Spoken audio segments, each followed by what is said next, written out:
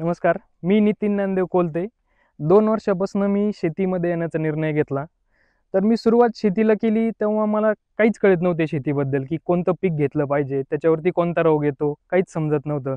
रोग आला तरी त्याच्यावरती कोणती फवारणी करायची ते कळत नव्हतं.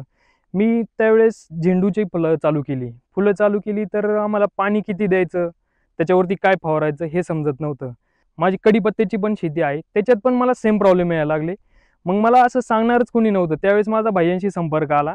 मी इथे झेंडूची लागवड केली होती सर्वात प्रथम. मी 3 तोडे झाले झेंडूचे आणि झेंडूची जांभळी पाने होऊन झेंडू खराब व्हायला सुरुवात झाली. तर मला बरेच जण म्हणले की आता हा येणार नाही प्लॉट. आणि त्यावेळेस रेट पण होता, समोर रेट दिसत होता, परंतु प्लॉट जाण्यासारखा दिसत होता. ती ट्रीटमेंट केल्यानंतर 4 दिवसामध्ये पूर्ण स्टॉप झालं होतं आपलं आणि तो प्लॉट अजून फुटवे आले आणि चांगला चालू झाला. तर त्यावेळेस पण आम्हाला 70, 80, 90 रुपयेपर्यंत रेट भेटला होता आणि त्यावेळेस पण पैसे झाले. तर मी हा प्लॉट आता जो लावलाय हा 3 एकराचा आहे. 37,500 रुपये आहेत. तर ह्या प्लॉटवरती आतापर्यंत जर काय प्रॉब्लेम वाटत नाहीये. आता हा 3रा तोडा आम्ही कालच केलाय, तरी पण तुम्ही पाहू शकता किती फुलं आहेत.